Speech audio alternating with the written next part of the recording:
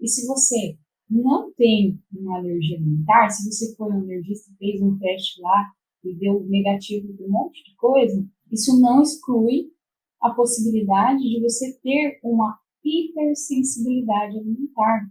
Esse mecanismo que foi um grande antecessor da doença autoimune em você e que é um dos grandes princípios que mantém a sua autoimune ativa. É a hipersensibilidade.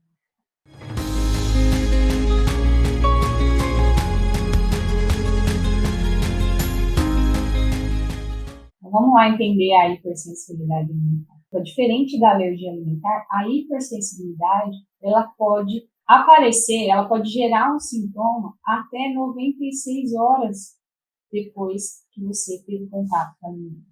4 dias depois de ter contato com aquele alimento, você pode ter uma reação a ele. Então, é muito mais desafiador identificar que alimento que está te ocasionando isso. Porque você comeu uma coisa no sábado à noite e você só vai ter uma enxaqueca, uma rinite, uma sinusite, uma gastrite na quarta-feira, na terça-feira.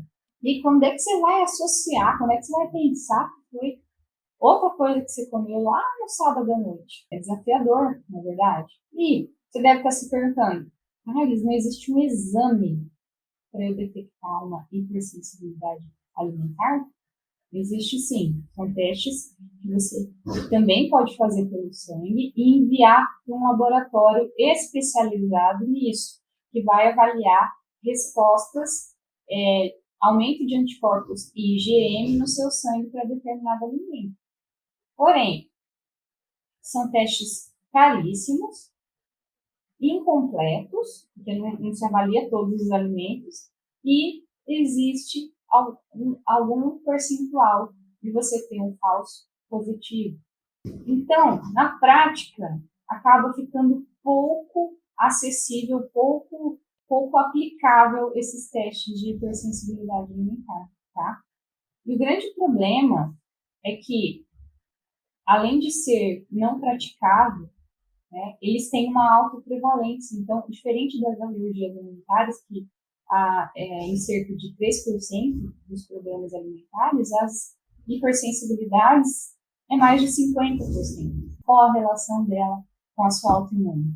Você já vai saber, eu vou explicar, você vai entender certinho, e aí você vai, talvez, ter um choque. Então, quando você tem contato com uma proteína alimentar, que justamente pelo tamanho dela, pelo estilo dela, vamos dizer assim, por ela em si, né, ou por um mau processo digestivo seu, uma má mastigação, falta de acidez no seu estômago, falta de enzimas digestivas, né, ou simplesmente pelo alimento ele ser difícil de digerir mesmo, como é a caseína, como é a gliadina do leite, por ela ser difícil de digerir ou porque a sua digestão não está boa, e isso é algo muito comum, né, nas pessoas com autoimunidade. As pessoas com autoimunidade têm a questão digestiva já alterada. Não é à toa que se desenvolveu um problema autoimune, você vai entender por quê. Então, quando essa proteína alimentar ela é mal digerida, e aí, além dela ser mal digerida, ela encontra um intestino hiperpermeável, um intestino esburacado, um intestino que está cronicamente doente, ele passa por essas fendas intestinais, então essa bolota proteica mal digerida passa pelo buraco que tem no seu intestino, o sistema imune começa a entrar em ação. Toda vez que você se expõe a algo que seu corpo entenda que não é algo que vai te fazer bem, o seu sistema imunológico ele entra em ação. Só que ele tem uma tolerância. Então, o seu sistema imunológico, ele te defende. Só que, além de te defender, ele tem que saber a hora de parar de atacar. E esse equilíbrio se chama tolerância imunológica. Quando ele ataca, mas ele também sabe que ele deve parar. Ele sabe o momento certo que ele deve parar. E, na doença autoimune, um mecanismo existente e conhecido é que você perdeu a sua tolerância imunológica, você perdeu a capacidade de parar de atacar o que deve ser atacado. E isso aconteceu porque vieram estímulos de todos os lados. E no que a gente está falando aqui hoje, né, sobre os estímulos alimentares. Então, quando o seu sistema imunológico ataca, e não sabe mais a hora de parar de atacar, ele desenvolve ali uma perda da tolerância imunológica. E essa perda da tolerância imunológica, primeiramente, você desenvolve uma hipersensibilidade alimentar, que a maioria das pessoas não vai ter um acesso ao exame, é através de sinais e sintomas, e posteriormente, ou ao mesmo tempo, você desenvolve uma doença autoimune. Quais os sintomas da hipersensibilidade alimentar, Carlos? Como que eu sei se eu tenho? Então, os sintomas, olha só, toda palavra que tiver it no final significa processo inflamatório.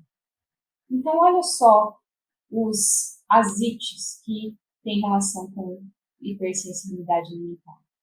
Rinite, sinusite, otite, dor de ouvido, gastrite, dermatite na pele, esofagite, laringite, né? Todas essas ites é fácil de identificar. Tenite é inflamação e é um sintoma de hipersensibilidade alimentar. E aí você também pode ter sintomas relacionados ao seu trato gastrointestinal. Então, sangramento intestinal, diarreia, constipação, gases, náuseas, vômitos. Sintomas localizados já no trato gastrointestinal. Sintomas extra-gastrointestinais.